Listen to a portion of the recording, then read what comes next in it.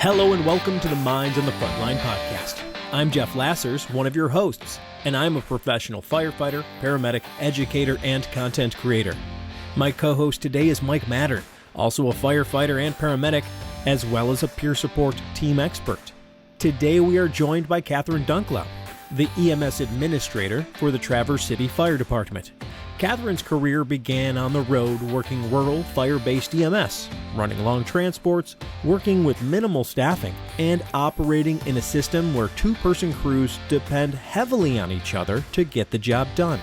Now in leadership, she manages EMS operations for a busy municipal fire department, oversees education and system development, and serves as a certified peer supporter.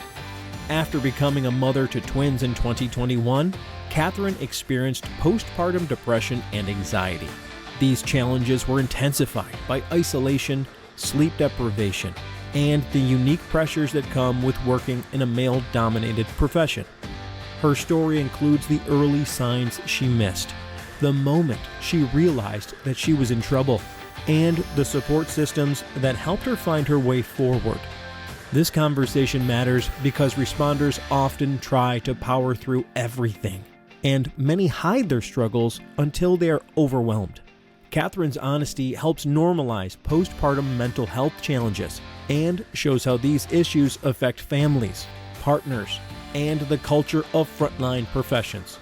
During this episode, we discuss the cultural pressures women face in rural frontline agencies, the subtle signs of postpartum depression that are easy to miss, how peers, partners, and supervisors can begin supportive conversations confidently, and practical steps departments can take to better support pregnant and postpartum first responders.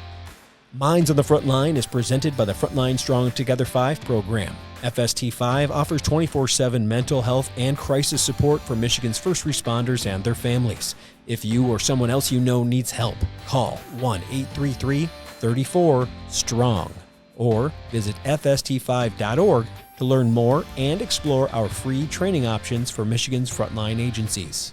Wayne State University administers FST 5 with grant funding from the Michigan Department of Health and Human Services.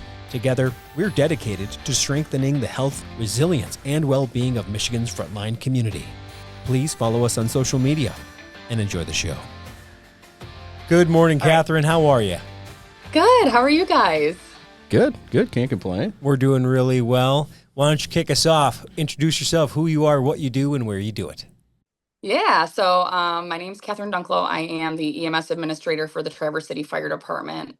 And my role here is just handling everything EMS. So ultimately, I just want to support the guys and give them the resources they need to do their jobs effectively, whatever that means. Your standard EMS coordinator, keeping operations moving along, education, all the things. But how did you start your EMS journey? You don't just start in that role. You're usually, like us, slinging patients and then find your way up to that type of role. So I believe you have a rural EMS background too. I do, yeah. So I actually got started in high school in the ER interning there. And my goal was to be an ER doctor, which obviously didn't pan out, right? So here I am in this role now. But that led to me attending my first EMT class in Grand Rapids, and I just kind of fell in love with it. So from there, I joined my local fire department as an EMT. They sent me to fire school, and then I worked full-time for them, got my paramedic license, switched departments, worked full-time in a rural department in Leland, and became a lieutenant there as well. So that was kind of neat how my career shifted. And after I had my kiddos, I shifted to EMS only, which is really my first love. I mean, everyone's got their first love, right? It's either fire or EMS. If you say both, I think you're lying, So EMS is my first love. And I started working as a paramedic only, got into education. And then I was approached by some members here at this department asking me to apply for this position. So I was lucky enough to get this job, and I'm fresh off the road from rural EMS. So minimum 20-minute transports. So you've had many roles, rural, fire-based EMS, now you're in leadership. Obviously, you had a lot of experiences in all those other roles within the EMS systems. And now, how did those experiences kind of shape your ideas, your thoughts on responder wellness and kind of the culture today? So these rural departments, they have kind of a unique working setup where you work with one other person typically, right? And you live and work with that person, and that is your person. So when somebody has a mental health issue and you're down one person, even if they're present, maybe they're not very functional, you're kind of hobbled, right? So you have that one person that you can, rely on. Now you have to support them and yourself, and it kind of makes things hard. So when I had to shift my mindset with pregnancy of like, I'm not even allowed in a hot tub, right? Like, are they going to let me in a structure fire? No, that's not going to happen, especially with high risk. It was, well, I am one person of two on this shift. I'm also in charge. We are at least 30 minutes away from the hospital. The nearest help is 15 minutes away, 10 minutes away with good weather. But I really had a kind of awakening where I'm like, if I do have kids, what does that look like for the department as a whole? Because when one person's out, it impacts everything. So when you have 6 full-time people and one's gone, how much overtime are the other people working? And if I'm going to be gone for a whole year because you have pregnancy and then you have the postpartum bit to deal with, and when are you going to be physically ready? Because I had to have surgery, right? I had abdominal surgery, is what a C-section is. They cut right into me and took my kids out. So, one of the biggest reasons you are here is not only to touch on that rural part, but also as a woman and a mother, as a first responder. Those cultural challenges that a woman faces, not just rural, but a male-dominated profession.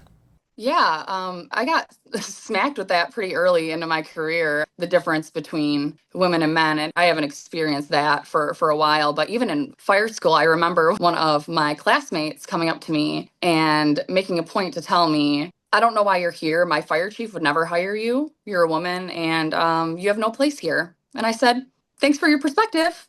That just kind of fueled me a little bit because I love some good competition, honestly. So that just gave me a little more motivation to basically kick his butt. Like I just wanted to be better than him, Right. Gave me a lot of drive. And karma has a funny way of working out. I graduated from fire school and he did not. So That's funny.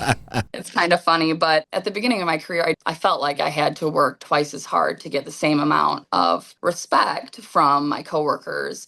Some of the guys, they respected me based on who I was as a person. They knew that I had good intentions and I was a hard worker, and that while I didn't have the physical strength the guys did, I could leverage my brain to make smart decisions. So like my motto from the get-go that I learned from one of my instructors was work smarter, not harder. That really kind of propelled me forward to thinking outside the box on ways to make the job happen, maybe not with brute force like some of my male counterparts can do, but I can figure out a way to make it happen. If it has to happen, I'm gonna do it. And I think that's really the ask when you hire first responders. Can you figure out how to make it happen? And I think there's nobody that complains about a coworker if they're like, hey man, they make it happen. That's it. No matter what it is, if you're a good problem solver, nobody's going to complain about you because you just figure it out. Right. Yeah, and so from there, when the guys started seeing, that I could be creative and make these things happen, I gained respect pretty quickly, and I never felt like an enigma or something, or as an outsider as a woman, because when a woman works hard, they're right there with the guys. Like, you can't tell if I'm a woman or a man when I put on my helmet, my fire gear, my braids tucked. You can't see. I had somebody yell, "Who's that guy up on the roof?" Well, that's Kathryn. She's been working right now. So it's kind of funny how, you can't tell who's a female and who's a male, because guess what? My first set of fire gear was a dude's fire gear, and I fit right into it. Right. I think everybody kind of falls into we don't care who you are as long as you can do the job. As long as you work hard and you're here for the right reasons. Exactly. And how was it starting out? Even, I know you said in the beginning it was a little odd, but when we talk about wellness and mental health, did you feel almost even more to hide if there was something going on because you were a woman and you didn't want to seem the weakness or things like that? Sometimes, depending on like maybe some of the older generation, they would think that in tougher situations, I would act with a little more emotional reasoning than a man would, maybe not be as objective about things and put emotion in, which is not really the case, right? So we're seeing that a lot of the women in leadership now are less reactive than some of their male counterparts even, which is kind of interesting to think about. So while the traditional female role is, for lack of a better term, making you a sandwich in the kitchen, taking care of the babies and being at home all the time, like that's not today anymore, right? So there's working moms everywhere. And There so you go. I've tried to be objective and really think about those things, but I've never thought about that, especially now in leadership, as coming from a woman's perspective. I'm just a leader, you know? So, as a woman, one of the reasons we wanted to talk to you is because you unfortunately experienced postpartum depression. Fortunately, it sounds like you got two amazing little kids, a great family life. Life's really good, but there was a hill you had to get over. So when you became a mother, what were the early signs that something felt different or concerning? And were there signs that it was more than a normal new parent stress? So I had my kiddos August of 2021. So my whole pregnancy was through COVID, which in itself created some mental health struggles for me. So my husband was not able to come to any of the scans. I had to FaceTime him, which was upsetting because, you're leading up to what's supposed to be a beautiful time in your life. I'm married to someone I love, and we live in this nice little house, and I've got my dream job, right? And we're going to have these beautiful children, and everyone's really, really excited. And I'm like, well, I don't even know if my husband's going to be allowed in the delivery room with me at this point. So leading up to the birth was terrifying. I mean, and now I have twins, so it's a high risk pregnancy. And luckily, my twins are fraternal. So I have a girl and a boy. They're 4 years old now, so they're awesome. They're super fun. But early on, I was kind of heightened emotionally from the lack of having this traditional experience that most women get to have, having the people there that you love experiencing this with you. So that started kind of the spiral of isolation, I think, for me, where I was doing all of these, like having all these procedures done, and I was alone.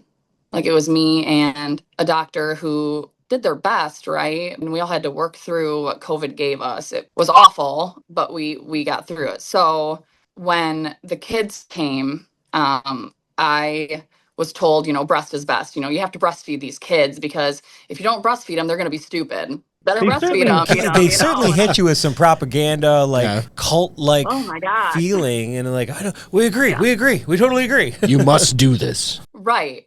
And of course, I'm a curious person, so I'm looking into where they're getting this information, and I'm not finding any real compelling peer-reviewed evidence showing better outcomes for these kids. But when you're tired and exhausted and feeling isolated, you can't be logical, right? Right. You're in like this internal spiral where I'm thinking I have to provide double the milk. I have 2 mouths to feed with my body, and my body's wrecked, right? So I'm post-op wearing an adult diaper, and I'm just out of sorts. So I'm no longer working at my department. I'm employed part-time at a couple EMS agencies, but I'm alone. I'm at home in a diaper with 2 crying kids. Life was just upended for me. And what was supposed to be joyful, which I did have moments of joy. I loved my kids. I really did. And I still do, obviously. But it's hard when you don't sleep. And I was only sleeping an hour at a time because I was trying to get enough milk supply to feed my children because they were premature and underweight. And the pediatrician's like, you need to feed these kids. Like, they're little, you got to get them fed. And I'm like, I'm trying my best, so I can't produce enough. So I'm having to talk to friends and get breast milk from them because I still want breast milk because that's what they told me I needed to have. And I want the best for my kids. And so I'm feeding each kid a half hour at a time, pumping on top of that. So I'm feeding them for around 2 hours and sleeping an hour in between, maybe. That put me in a pretty dark spot. And the night that was the trigger where I was like, I'm in trouble, was both my kids wound up having colic. I got it handed to me. And I was sitting on the couch with my daughter, and she would not stop crying. It was like I was looking at myself from a different perspective. Like I wasn't even me. I was a human shell. Like I was just empty, and I felt nothing except like this basically deep sense of despair that I'm failing.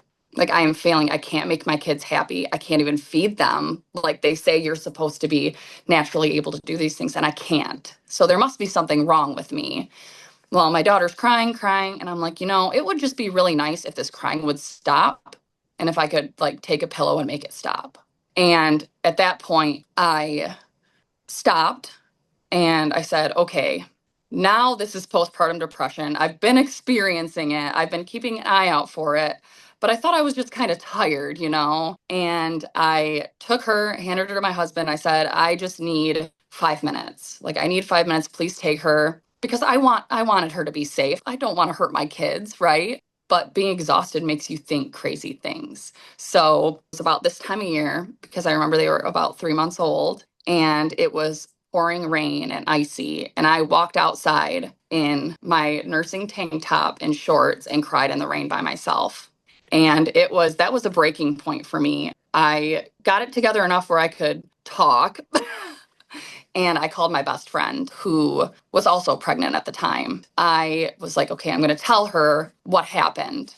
And now I'm ashamed of what I was thinking and what my intention was. I'm like, how do I tell this person that's been my person since high school what I almost did? This is awful. And now I'm feeling like a terrible person. And I called her and I just started crying. And she was like, hey, I'm here. Are you safe? Are your kids safe? And I said, yes. And she said, okay, I'll be right over. And she came over, and through my whole experience, she was like my sounding board, right? So she helped me kind of climb out of this self-imposed isolation, basically, from all of the factors that played into the pregnancy and the lead up and the aftermath, so to speak. And I actually got back with a therapist and kind of outlined why I was feeling the way that I was. And I was in therapy about that for about 2.5 years. It was huge for me. It's still like a little hard to talk about, but it happens. Like I'm not the only one. That's you are. Just sitting here, you telling your story, and I think back. My son was born with a cleft lip and palate. He had acid reflux. We went through a lot that first 6 months to a year, and your story, I'm sitting here thinking, and there was one night where the reflux was so bad, he cried for 14 hours. I mean, 14 hours straight. And we had gotten no sleep. I was up with him. It was probably 2:00 in the morning. He's fed, he's dry, and just screaming. And that lack of sleep, I'm telling you, that lack of sleep, it almost puts you in another world, like when you talked about. And I remember at some point, I just lost it. And I held him in front of me, and I'm like, what is wrong with you? I'm screaming at this newborn baby. What is wrong with you? I've never screamed like that at him even till today. But it was that moment where I snapped out of it, and I went, I'm screaming at a newborn, right? Yeah. And just like you talked about, I went over, I set him down in like the playpen. I literally, in my basketball shorts and a sleeveless t-shirt, it was snowing outside. I went and sat on the front porch and was watching it snow. Just because it was silence. Right. And like I knew he was safe. You're not alone. More people experience this than you could ever imagine. Kathryn, one of the things I'll share is that we have the kids the same age. I also have, my youngest is a 4-year-old. So we had pregnancies at the same time, which means I completely empathize with the situation of the COVID baby situation, where the dad or the partner in any way is not allowed to accompany mommy through these processes. And unfortunately, we lost a pregnancy in December of 19. So I couldn't even be there for the follow-up procedures. I had to sneak in to bring her food after. Don't tell anyone. But then it'll be our secret on this podcast. Right. But then we luckily got pregnant again with little Sophia, and she's now 4. But even through that entire process, you're kind of kept in the dark, away from everything, and it doesn't just suck the joy out of it. it literally makes it a very stressful experience because you're supposed to do this with your clan or at least have the option to do it and all that stuff. So, man, I can really empathize with everything you went through in that regard. And then to also watch a mom feel completely pressured into being the milkmaid while trying to, because the feeding is like 30 minutes to an hour. People don't realize it's not like they drink a glass of milk and they're done. No. It's a long process, doing like a drop at a time. And then mom's still got mom stuff to do, like use the bathroom once in a while maybe, or maybe take a shower once a week. Yeah. All the things that add up to like you not getting sleep, I could see just never giving anybody a problem with the feelings you felt. So kind of talking about all this with you, Kathryn, let's kind of talk to the responders and responders' families who are listening. You knew these things were coming on. You kind of saw the different things that were happening. What were some of the symptoms, behaviors, kind of risk factors where you can look back and go, wow, I had that. You didn't see it at the time, but now you can look back and see it. From the outside looking in, it can be kind of hard to notice because what's new parent exhaustion versus like bone deep exhaustion, and a lot of the times first responders, we're the ultimate BSers, really. I mean, we can hide stuff really, really well. My own husband didn't even know how much I was tired. He thought I was just tired because I was ashamed because I'm like, man, I should be really handling this better because I'm a certified peer supporter. I helped start a peer support program. Like I should be more on top of this. But when it happens to you,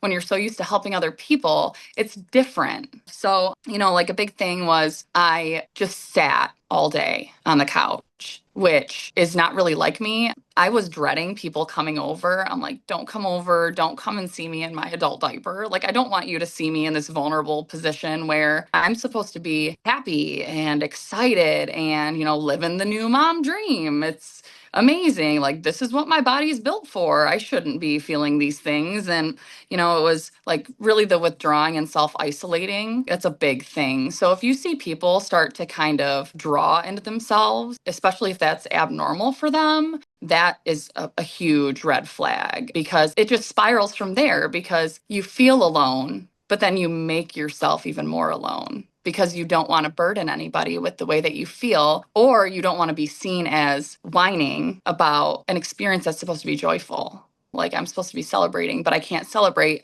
because I'm too dang tired. I'm too tired to celebrate and I'm sad and I'm overwhelmed and stressed and I don't know what the heck I'm doing. I got really irritable and I am a pretty happy-go-lucky person. I smile all the time. Like life is fun, but it was not fun for me then. So like if you notice somebody's being irritable, that's a big thing, when they're not usually quick to snap or quick to react to certain things, if that's out of character for them, or just like extreme apathy, like you just have no feelings. And that's almost worse than the sadness because you just don't feel like, I used to call it the empty, like that was what I called it. And that gets to a dangerous point because when you don't feel anything, then there's no consequences for any bad things, right? Because it doesn't matter. Nothing matters. And when you get to that point, that's a really, really scary, dark place to be in because anything goes when you don't care. Yeah, it's scary when you don't feel feelings.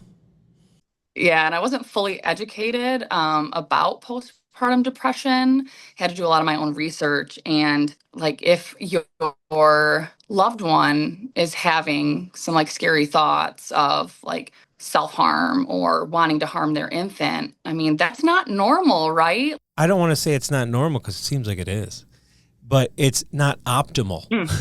Yes, that would be a better, it's definitely not optimal. Like if you see somebody just pushing through a situation, just powering through it, even when they should be getting some rest and taking care of themselves, like those are some things. Lack of self-care, withdrawing, and apathy are like the big, big signs that I had. And probably disgusting. I probably didn't shower for like a week and a half at one point, and just because I didn't care. I didn't care. Those are some of the signs that I experienced, and they can be kind of hard to catch. But if you really know somebody and you just quietly watch what they're doing and see what their body language is, you can pick up on some of those things. Absolutely. Like you said, it's knowing your peers. Speaking of which, you are a peer supporter. Now, you're a trained peer supporter, but one thing we like to really champion here is that everybody's a peer. We're just all peers. Oh, yeah. We all know each other. You don't have to be trained in anything to know what your buddy is acting like today. So in your opinion, as a peer that's trained, as a mom who went through it, as a wife, as all the things, how do you start these conversations in a way that feels safe and validating and supportive? I've had a lot of hard conversations with people, and really the hardest thing to do is to initiate. We're wired to want to fix things. And I think that if we stop that mindset and start shifting to being present, non-judgmental, and just listening, I think those are all big, huge things where all my friend said was, "Are you safe?" And that told me, like, she cares about me and I'll be right there. And she listened. She didn't offer me any huge life-changing advice on how to fix every little thing that I was experiencing, because that's not really what I was looking for deep down. What we're looking for is a safe space to be able to express how we're feeling. And from there, we can work, or hopefully, if we're open to it, work with a clinician to work out some of those deeper feelings. But really, from a peer standpoint, it's like, shut up and listen. Like, let the silence drag on and listen to each other, and don't be judgmental. Just be a safe space. And I think a good friend. Yeah. And I think, we're lucky enough to have the kitchen table.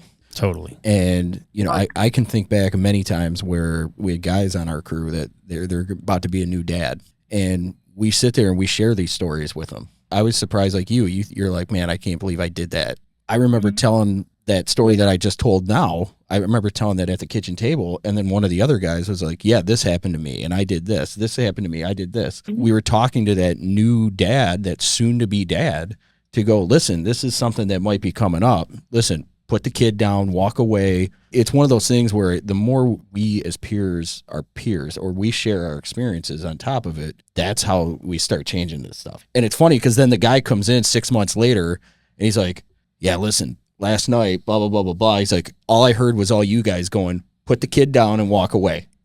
Just be okay with talking about it. Yeah. And that's part of, I freely talk about, my experience with therapy. And I talk about, all the hard stuff, because maybe if I talk about it and bring it up, it'll help normalize it a little bit, because once things get normalized, it's not as big of a stigma, right? So once somebody else has experienced it, well, then it's fair game, for other people to chime in and say, yeah, I've experienced that too, or I've been that tired too. I mean, it's not saying I understand exactly how you feel, because obviously we'll never fully understand another person's perspective, because everybody's different and handles things differently. But it is nice to be able to empathize with people. And that does actually, I think, create a deeper connection with each other, where that person that you think is happy, go lucky, high performing, they're struggling too. Like it just is what it is. And we're here and we're talking about it, and hopefully, we can help somebody else. Absolutely. Now, kind of from your perspective, having gone through it, I'm sure a lot of people listening to this are a supervisor to somebody, right? What would you say to the supervisors out there who want to help, but they're so afraid of saying the wrong thing? What guidance or simple kind of conversation starters would you recommend for those leaders and for peers when talking about postpartum depression or any type of mental health? I think that really acknowledging that everybody's human. With every strange or unusual thing that happens, there's always another factor somewhere, right? So if you've got a medic that is a patient, there's something deeper going on. Maybe keep an eye on some of the behaviors on calls of, this person's usually pretty objective and a high performer. Like, they can handle patients, but maybe like somebody had too many drinks out at the bar and they try and fight them. And now the medic is like, it's brawl time. And that is not their usual. That's kind of a warning flag to be like, that's out of the ordinary for that person. But the real conversation starter is, I see X behavior and I'm here for you. I want to help you. If you want to talk to me, I'm here to talk to you about it. Like, we can't make people talk to us, right? And that's another part of peer support, is you can't force somebody to get support, but you need to provide them an opportunity to get help if they do want it, right? So it's just being a safe, non-judgmental space. And if you're concerned about maybe something happens on a call and you're like, man, I'm really worried about this, find that ICISF peer support program where you can be protected by the Senate bill and have them do a one-on-one with the peer and connect them. Because, I don't maybe want to talk to my boss about all the nitty-gritty. Like, I'm pretty candid. I talk about everything. I have no shame, right? But I am different than other people. So, if you don't want to talk to your supervisor, like if you're a supervisor, have resources that these people can reach out to and say, hey, I know you're probably not comfortable talking to me, but I really do care about you. And I think it would be a good idea for you to talk to another person that's experienced something similar. And, maybe they can help you out, and then give them that phone number to reach out and give them the opportunity. That's really great. Good advice. Yeah. And let's shift it towards just pregnancy, just healthy, normal, run-of-the-mill pregnancy, first responders, right? So from your perspective as an administrator, what advice can you give to other administrations to take better support for pregnant or postpartum responders? Is there anything you could lend to them that administratively they could consider putting in there operationally? Yeah, I mean, a lot of things that worry new moms or new parents is the fear of the unknown, right? So maybe consider setting a policy about, maternity, paternity leave, or events leading up to pregnancy. So like some flexible scheduling, maybe if your department allows it, light duty assignment that has purpose. So you don't want to have them be shredding all your documents that you needed shredded and having them do all this mundane work, because that's just going to piss them off, honestly. They're going to feel like you really just are shoving them there because you have to, right? Like give them a purpose and maybe like a big project that they can help with, because while maybe they're not physically capable of doing or physically allowed, not capable of doing some of the roles that our job requires, they still have their brain. Use their brain. And if you can, give that paid parental leave, because there's nothing scarier than having to support a new family and not having income. Yeah. And we know financial strain is a huge factor in some of these, scary mental health conditions that we have, where, you can spiral into depression if you don't have financial stability. So make sure you have like a robust paid parental leave program, and make sure that you can allow some funds to maybe help with that, because if you take care of your people, they'll take care of you. That right there is probably one of the best lines anybody can ever say or anybody can ever hear, is that it's just that, take care of your people and they'll take care of you. It usually doesn't get spoken from the very top of things. No. It seems to come from low-level managers that really work with the operational people, the boots on the grounds. The people that directly manage boots on the ground seem to have that attitude. Well, they realize what a level or two above that seems to get a little. Well, they realize what their greatest asset or their greatest resource is, and that's the people, right? The service that is being provided is the people. Yes. When half of your budget goes to personnel costs, take care of that bulk of your budget.